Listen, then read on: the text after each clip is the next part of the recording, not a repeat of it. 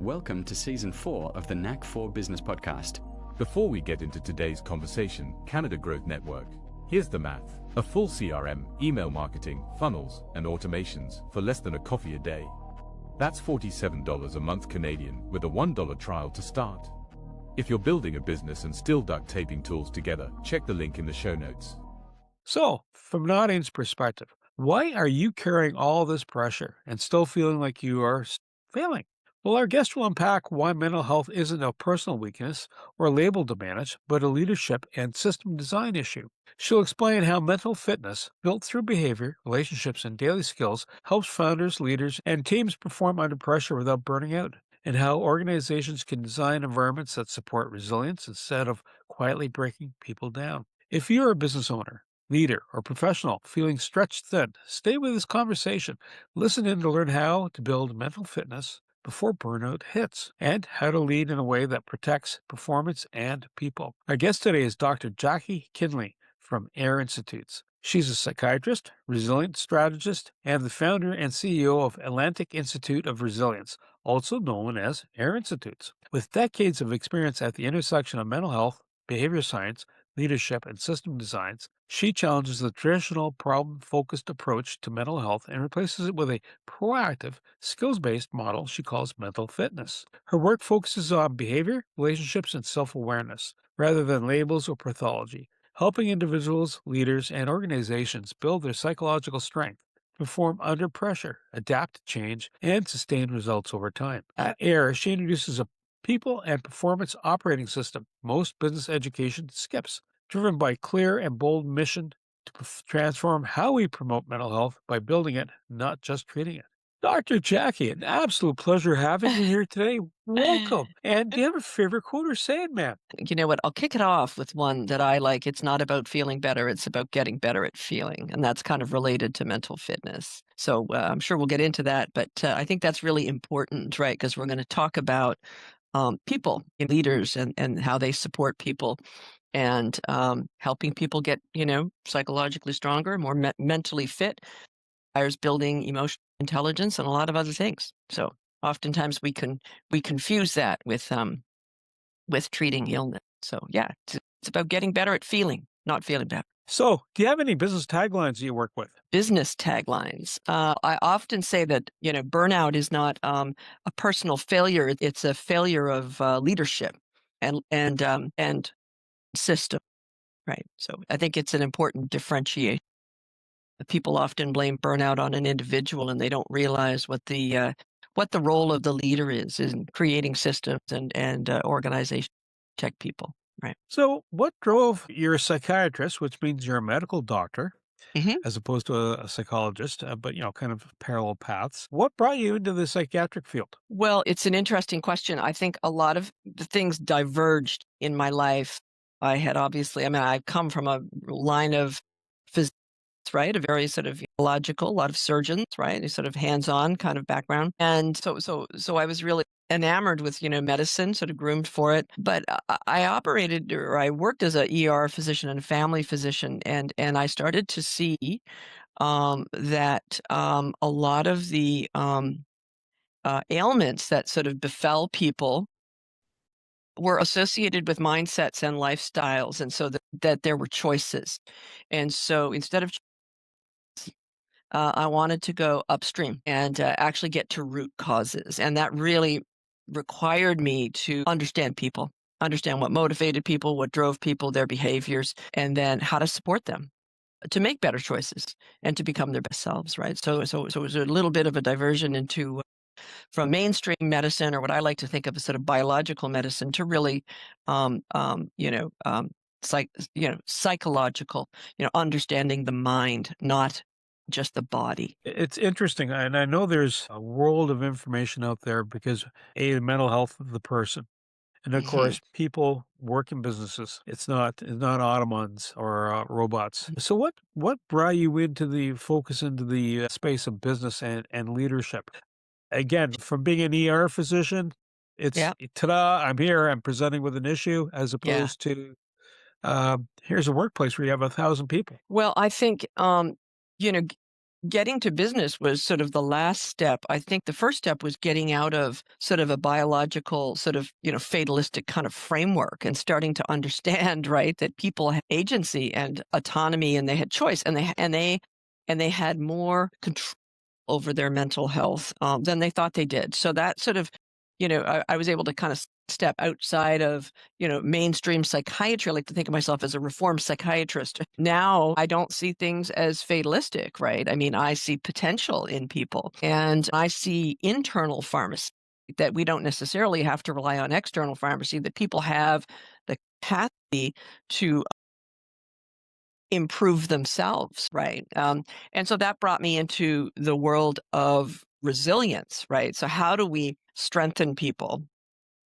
and how do we support them and build their mental fitness? The idea that your brain's like a muscle, like any other muscle, we can develop it with practice and with coaching, all kinds of things. But then when I stepped into the world, so initially, it's interesting, Bernie, initially I just wanted to go out and help students. I was director of training at the university hospital I'm at, and I was astounded by the number of physicians that were off work because of stress. And I was like, my goodness, they're coming into the workplace. There's a lot of demands, and they don't have the resource to be able to meet those demands psychologically. Much more focused on the resource side of things. On the individual. So started the resilience training, started doing mental fitness training with people very much focused on the individual. But what I learned very quickly when I stepped into the business world was that, there are a lot of demands at work. Sometimes saying you just need to suck it up or you just need to pull up your socks and, tough it out like I did. That's actually really not helpful. And it actually can add insult to injury, right? Because some of the demands at work are actually harmful. There are psychosocial hazards in the workplace. Leaders' role is to make sure that organizations perform, right? That they're responsible for outcomes. And part of that outcome is, managing financial risk, managing all processes, all kinds of things, but also it's overseeing the management of people because, your people are your resources. And so leaders play a role in creating systems that support and develop their people so that they can rise to meet the demands of the work. So there was a bit of a shift, from the individual to the system and to the leader as the one who leads and ultimately helps to design and develop and make sure that those systems are effectively executed, right? Interesting. As you were describing that, well, no, having worked in the healthcare industry myself for 36 years and having gone through there's certain compliance test or testing you have to go through or training. Mhm. If you see electricity and water, don't join the two, or how to use a fire extinguisher. Don't drink the stuff. Don't put it on your skin. That's exactly right. The women's training, right? It's a two-pronged question. Is there something that usually typically, we're talking about the Canadian models right now, whether it's on the East Mhm. Coast or here in Ontario or even out West. Was there a compliance issue? Here's the toxic material where WHMIS is happening. Is there something that identifies that for the mental health element of Is these that a is agencies? that a is that a plant question? I don't know if you realize this, Bernie, but it's so interesting. Shifted to psychosocial hazards, right? This idea that there are hazards and behaviors are Yeah, psychosocial hazards, right? People can become hazardous, right? And yeah, so not out of conscious intention, hopefully, right? yeah, I always yeah, assume good intent. But the answer to your question is yes. We just launched a course called WIBIS, which is the equivalent of WHMIS, but whereas WHMIS is hazardous materials, WIBIS is workplace hazardous behavior identification system. And I come back to the word system because it needs to be systematic. It needs to be there needs to be awareness and education and skills in order to ensure that we properly address and manage workplace hazards, including hazardous behavior. And so the answer to your question is yes, now there is. With regards to compliance, that's a really interesting question because up until now, no, there has not been compliance, but there will, which is interesting because in Canada, we have something called the Mental Health Commission of Canada. People might have heard about it, and they have a national standard, they call it. National standard of the 13, factors at work. And it's a little bit motherhood. These are the things, these are the expectations, tells you kind of what is expected of you, but it doesn't tell you how to do it, right? And so when there's going to be compliance issues, companies are going to be struggling. Organizations are going to struggle because it's, as I say, it's kind of common sense, create a healthy culture, manage workloads, all of these things. But how do you operationalize that? What does that look like? And really, that's what the WIBIS course is designed to address, is how do I recognize hazardous behaviors? How do I recognize at an individual level, at a team level, at a managerial level, and at a leadership level, right? Because hazards, aren't just on the front line.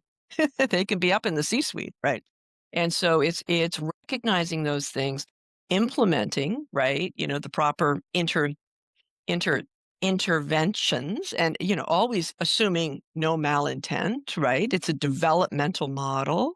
And then how do I sustain healthy behaviors and healthy culture, and what are the controls that I need to put in place, and how do I evaluate it, which is what we call the rise operating system. So resilient organizations rise above the rest because they have these operating systems in place where they identify psychosocial hazards, they know how to manage them, and they get out front of them where they develop and support their people so they can perform well. So is that more occupational health or human resources sided or both? Well, this is such a fascinating question because I think these functions in organizations have been siloed. And the reality is resilience really sits at the end, really is about behavioral health. And behavioral health relates not only to mental health, but safety and performance. So it sits in the middle of, HR, OC health, right? Because Yeah. the more mentally fit, you just like physical fitness, more mentally fit you are, the less likely you are if you go out and run a mile to, strain your ankle. The more psychologically prepared you are for the work, the more ready you are, the less likely you are to be strained or injured. It really sort of the linchpin in my mind, right? It sort of pulls things together in a unified way where things have been very separate and siloed. Wow. That's a mouthful. There you go. No, and it's interesting because I've seen the system in play, and the goal is always to have good outcomes. And goodness knows there's a lot of institutions out there that have gone, well, let's buy this platform, and usually there's everything from Disney apparently Yeah. to there's one out of Florida, and his name Studer Okay. is another one, right? And it's all about making that culture, and just it's a whole process. And yeah, it's usually a What? purchase. Yeah, go ahead. Well, I was just going to say, I think these are really great effort, and all of these are necessary, but often in and of themselves, they're insufficient. And I think it really comes back to having a unifying theory and really understanding. And I think that's where I've been in a very fortunate position where I have at the interface between mental health, performance, and now leadership and business.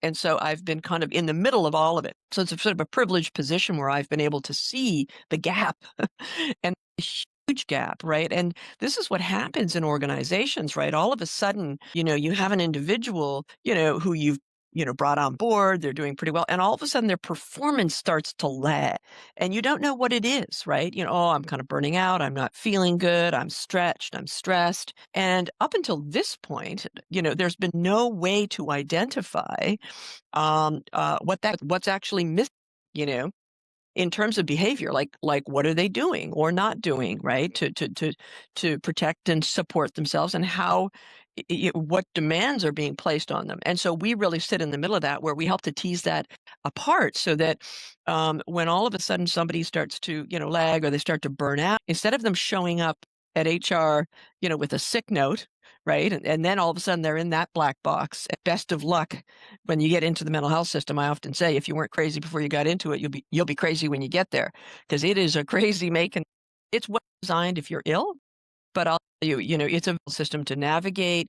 It medicalizes things because it's designed to diagnose and treat illness. It's not designed to promote health and performance. That's not what it does, right? So you either get somebody coming in with a sick note or performance managing them, right? Then all of a sudden they're in HR's office and you're performance managing them. And in the middle of those two, there's a development opportunity. There's a development opportunity, which is, okay, what are the resources psychologically that this individual has? And we can assess that. That's how we actually entered most of these businesses in the first place. Was they were like, well, how do you know? And we're like, we have a resilience assessment. It's functional. How do you respond to stress? What do you do, right? Resilience is, what do you do? It's a skill set and you learn it, right? And so we come in, we assess individuals' current capacity, and then we help, and the assessment in and of itself, I'm not an assess and leave gal. I guess this is one of the things I don't like about these personality tests and these different tests. You go in, oh, I'm a pink or I'm a blue or I'm a purple, whatever. I don't think that way. I think that, hey, we all have a little bit of pink, we all have a little bit of blue, we all have a little bit of this and that, and we just want more of what we need.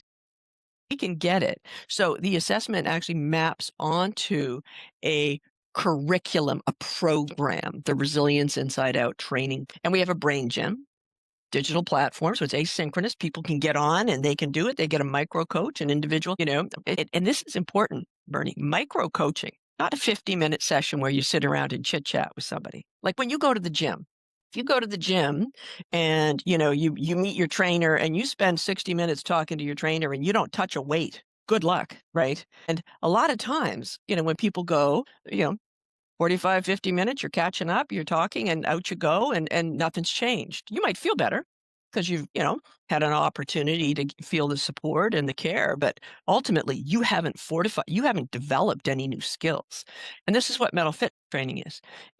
What are the skills that I need? And it maps onto what are the behaviors that I need to do when I'm under stress? And we coach people in that. It's applied coaching. Skills are in the brain gym, and then the coaching is applying them in your life. Micro coaching, 20 minutes. People are busy. Time's valuable. Leaders don't want to be wasting a lot of money on clinical services, which are incredibly expensive. And, when you can combine technology and leverage that, with micro support, micro learning, micro support, that's flexible, it's affordable, accessible, it just makes all the difference, right? So you've observed this, you have a process to help get that fitness going, and you've put it under something that I think is really kind of a very cool name called AIR, or that's an acronym for Atlantic Institute of Resilience. Mm-hmm. So air is, and everyone needs air, Bernie. apparently, yes, it is.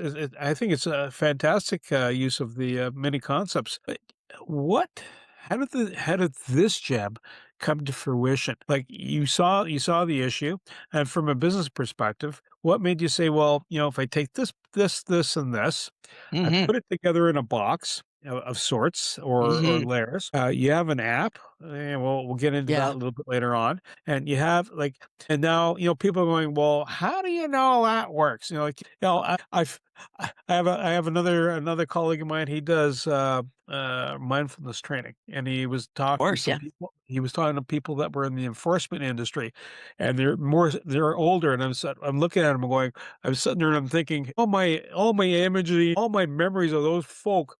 They'd be looking at him going, yeah, pound salt, buddy. And he flipped it around and he used the concept of, listen, do you want to have a heart attack? No. Okay, well, let's work this through, right? So that was his absolutely point of proof. What do you use for point of proof to convince people, listen, this is all the stuff that's coming in, and this is where you'll gain. First, you people, and then, because eventually there's going to be someone for finance that's going, what's my ROI? Absolutely. They never run away, those folks. No, but and I really like that question because I think that you need different proof of concept for different people. I mean, because different things are going to be relevant to different people, right? So well, I think probably, the proof is in the pudding. I mean, when we first started, it was really just the results, like the outcomes with people. Now, I don't know if you're,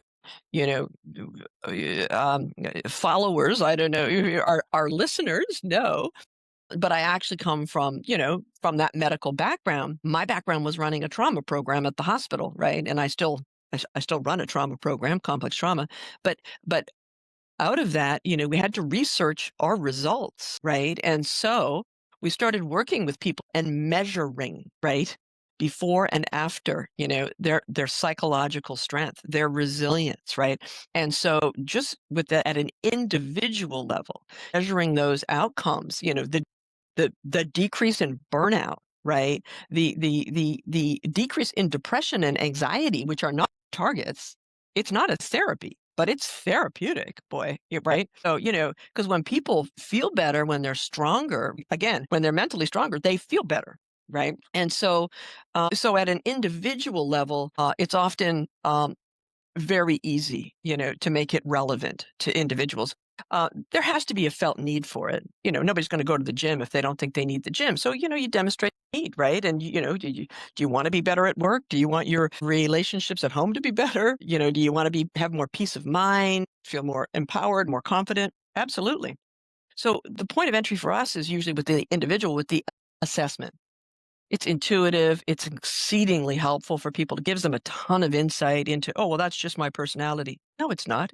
It's your tendencies. It's your mental habits. Oh, I'm right-handed. Yes, you are, because you always use your right hand. Could you use your left hand? Probably. So it opens up for people a whole world of potential and possibility that they didn't know they had. Then, if you're talking to managers and, sort of team leaders, one of the things that we noticed is with training, safety went up. Civility started to go up at work. Cultures got better, right? So people are like, oh my goodness, right? So then you go in and we've been working teams, been able to measure those outcomes, right? Then when people feel better, they show up better. They have the capacity to enter into conversations that are difficult as opposed to just losing it or walking out of the room. Their capacity to engage meaningfully in their work, right? And so managers, my goodness, this is a good thing.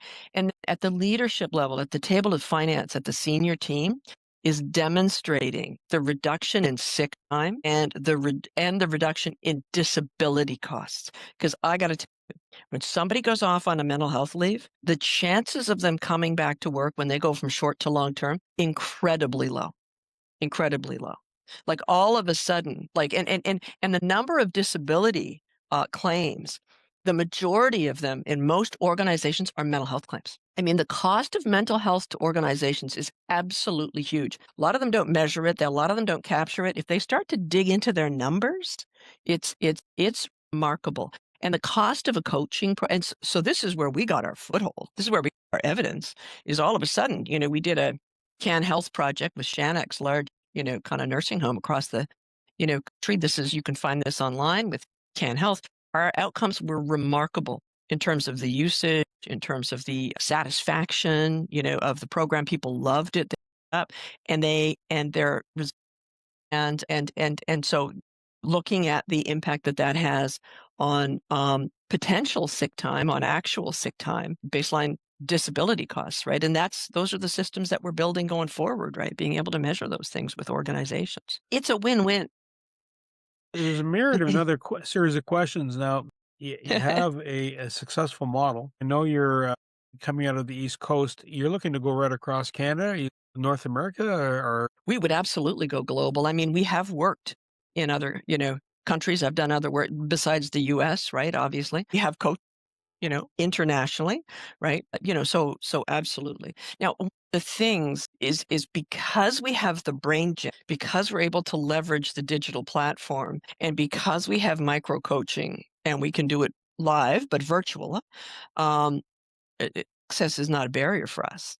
Right. So we can scale it up. Right. So that's why we pivoted into requiring and leveraging technology, because the demand for what we were offering was pulling us in that direction. Look at me.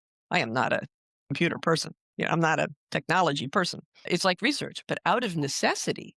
That's the birthplace of innovation. Boy, I tell you, we had to innovate, and we have. Right. We have. And it's fun. It's great to see people being able to, it democratizes access to mental health. Right. Right. Which is a wonderful thing. And it empowers organizations. These are complex times, Bernie. The other thing, boy, you put me on, I could talk a long time. The thing I do adds one of these sort of de facto findings, that we didn't expect, which is where the WIBIS course was born out of, this workplace hazardous behavior course. We discovered that safety improved, and we were like, And now there's this huge thing about psychological safety at work. Everybody's kind of on eggshells. What can I say? What can I not say? And there's all this, because there's big changes happening, right? And with changes, uncertainty and all kinds of stuff, people are adapting. So we were able to sort of say, wow, we also sit in the behavioral health and safety space. And so this is really important. And so so so it's been rewarding in the sense that not just for the individuals that we coach, but for the Yeah. managers and leaders that are, managing these very complex systems, right? And in a very complex, socio-political environment, right? And Yeah. so it's just an added bonus that we help them to navigate that and to make sense of it, right? Because it appears nonsensical, but it's not. It makes sense, right? When we It, understand people. it almost seems like a domino effect. If you're resolving one issue, it ripples out, or Yeah. addresses other issues. Oh, a couple of quick questions about the coaching sessions Mhm. and the training sessions. Is this something like, if I'm training to do a marathon, I know I got to Yeah. do so much prep work, like diets involved, a whole Yeah. cascade of things. What is the effort? Like some people, and I'm going to go back to past experience. Oh, you have to go on a course. It's going to be a day off here. The stuff Yeah. you talked about earlier. And then, we gotta and then there's a reminder, and once you got the rhythm of it though, right, you knew Yeah. what to do, right? It's like learning how to use a Mac, and you only used a Windows platform. Yeah. Nice. There's a learning curve, right? And it's like, Yep. "Oh my gosh, why did they put it in the wrong spot?" Right? And, you're working We through that. How do you get it through, and what does that look like? So at the end of the yeah. day, We make it super simple for people. So, it's just a matter of, if an individual wants to be coached, right? If an individual wants to be coached, it's an online questionnaire assessment. Takes 10 to 15 minutes, right? They meet one-on-one with their coach virtually for what we call a springboard. It's a 30-minute where they go through it, and then they're between 8 to 12 coaching sessions, minute sessions. So we're talking like maximum 3 hours of live coaching over a 2 to 3 month block, and we 5 minutes a day in the brain gym. That's all, just 5 minutes. So it is not onerous for people. Now people will do more. Brain gym usage is unbelievable, which is a surprise for us. People like it. They like it. It's guided. There's sort of a virtual coach takes you in. So, but in their first coaching session after their assessment, after they get all that feedback in their first session, in that 20 minutes, they're onboarded into the gym. They don't have to go and figure it out on their own. Their coach shows them how to get in. They get on board. They do that, and then they direct them where to go. It's not like one of these pop and run. Oh, here's see you later. You figure it out. They say, based on your profile, I want you to do this. Walk into the gym. Oh, there's a bench press here. There's a leg press there. Well, I don't know which one to use. I don't know how to strengthen myself. On the coach, they navigate you through, and they say 5 minutes a day on this. This is what you need to do, and I'll see you next week for 20 minutes. So it's not onerous in terms of time, and it's time limited. This is really important, Bernie. We don't want to create dependency. We want to empower people to be custodians of their own health. Like, I don't need to talk to the trainer when I go to the gym. Now I know what I need, and I know what to do. This is what we want people to do. We want them to know what they need, know how to do it, and support them in applying it the first few times, and then on their own. It's get them out of the nest, right? Right. Get them out of the nest, and because people don't want to be tied down, right? Yeah. So size of organization, is this like for a 1, 2 man company, or is this like for 10, 15,000 people? What? We've We've done large organizations. Yes. Yes. And think about it though, I think what's important is, as you say, a proof of concept, we've gradually created, kind of an ecosystem, right, where we will do different things for different, parts of the organization where there's different felt needs and different skills required, right? We do with a leadership team, right? We go in and work with a leadership team, educating, onboarding them into the framework. Very different from what we do with we can support individuals with a felt need who need more. So they don't end up in EP or they don't end up going off work. Everybody needs coaching, right? Sometimes it's just awareness and education, right? And then people can, do their own thing. So this is all on our website, but so there's individual coaching for individuals who are at risk, who need that extra support and extra training. We do power hours, which is group coaching, where we work. We've had thousands on power hours, right? Where you focus in on one skill. Hey, we're going to do this skill today, whoever wants to, and people just drop in. Then we do master classes for leaders. And then in this operating system, in this RISE operating system with, WIBIS, with which we hope leaders will implement, we help to support internal champions that we call catalysts to recognize, implement the controls in place and evaluate their success, right, in finding their workforce, right? So it's sort of an ecological approach. Not everybody needs coaching. Different organizations need different things, and that's really part of our, kind of mastermind. We sort of consult with, leadership teams. Typically with organizations, we come in 3 ways. We come in because there's an occupational health issue, costs, and they have people, and they say, wow, this is great. Then we end up in HR, and then we end up in leadership. The other way we come in is HR. There's safety, performance issues, right? HR is concerned. And so we'll come in that door, and then we'll end up, working with other levels. Or the other door that will often come in, the leadership, be stressed and strained and overwhelmed and just not know how to make sense of the disability costs are through the roof. And they're wanting to come up with like a mental health strategy.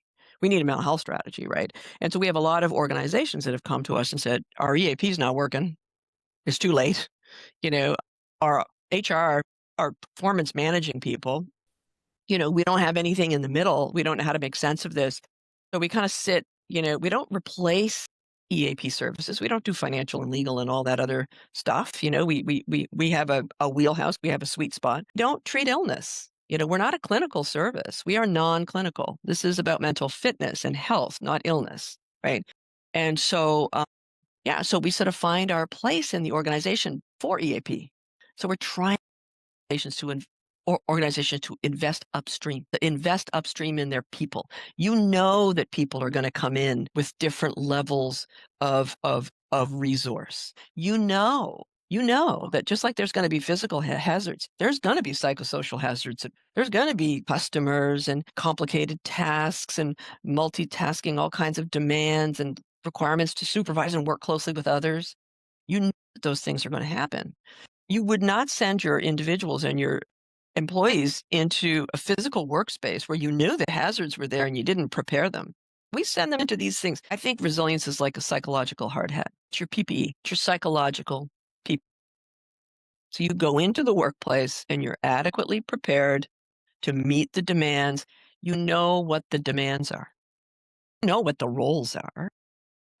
So when I understand for a company to hire you to provide the service, if a company has hired you and they're about to do a strategy shift, whether it's, if you're publicly funded and the funding agency says, you know what, we don't have as much money as we had before. I'm going to past story.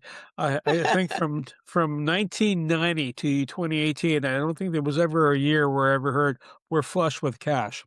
Not one Absolutely. year, not one. And so, like at a certain point in time, it became a rinse and repeat story. However, that said, sometimes the crush does come in, or there's an actual shift in delivery. If you're a manufacturer and all of a sudden today we're not making stuff out of plastic anymore, we're making it out of wood or whatever the case might be. Absolutely. And it's going to cause some schisms. Does the company then involve you, say, listen, we're about to go through a disruption, or better yet, a merger? I love mergers, said no one ever. It has its benefits. It took the hospital I was at, it took about 10 years to kind of heal. Yeah, absolutely. Absolutely. We will be brought in proactively sometimes on things and sometimes reactively. It's kind of pay now or pay later, right? Because, what's going to happen is these things are going to impact people. Yeah. Their impact cuts are going to impact people. They're going to impact the morale, all kinds of things. Managing change is really, really difficult. And change, anybody who's done change management knows that there is an emotional arc that people move through during changes, right? And so having the emotional capacity to navigate change requires resilience, right? And so, I just think that when organizations, think about how hard it is, to retain good talent, and retain people, right?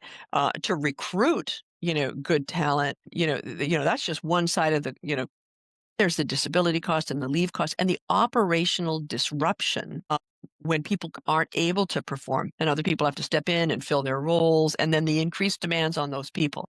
So, like we're human, to the role of leadership is if you want outcomes, if you're responsible for outcomes, profits and productivity and all of those things, you need to be able to manage your resources and your risk. And there's financial risks, there's human risks, and there's financial resources and there's human resources. It really is difficult leadership decisions, but I think futuristic leaders, like leaders that understand, I think, the complexities of today's workplace, recognize the importance of investing in their people. Yeah. It's no longer a nice to have. It has become a need to have. Yeah. Dr. Jackie, we're coming near the end of our time here, and it's like I could keep going. I could see us having another part, partly because I've lived in that space, and as you're talking, I'm going, well, hang on, and this one, Yeah. And this comes up walk and with this comes up. yeah, which is totally fine. If you had to leave a thought for a business, regardless whatever the business is, what is it that you want to impart on them? One or three thoughts that say, listen, if you're experiencing this, you're at the stage where you need this. If you're recognizing burnout, right? If you're noticing that burnout is a problem and people are going on leave, and that, that your workforce is stressed and strained and there's, health and safety issues, um, mental health is not a personal weakness. It is a system failure.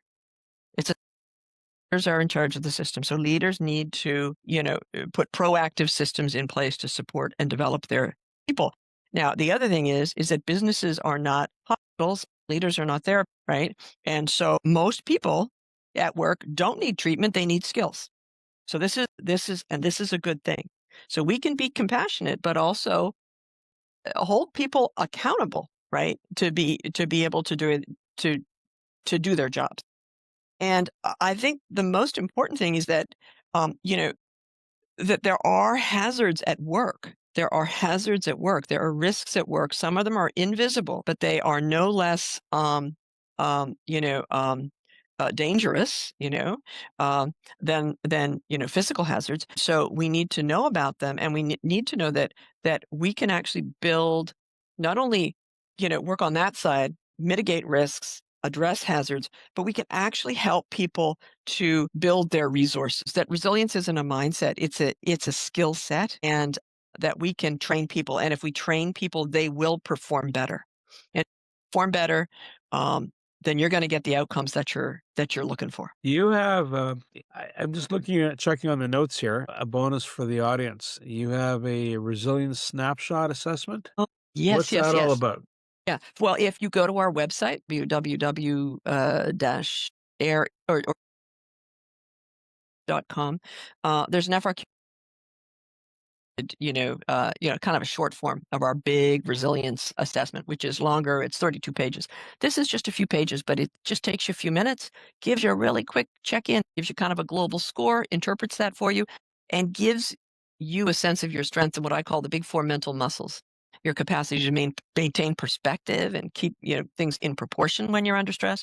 Your capacity to think clearly, to be that mental discipline, to feel fit, to your emotional intelligence and your social competence. So it's just a snapshot, and it gives you a sense of what your sort of strengths are.